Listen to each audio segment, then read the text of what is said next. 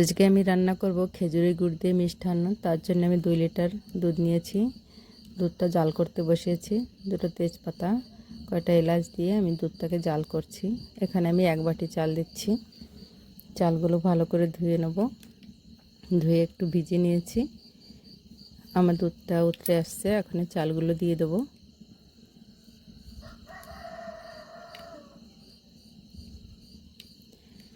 অনেক বেশি চাল আমি দিইনি, 1 বাটি চাল দিয়েছি। এটা ক্ষীরের মতন হবে।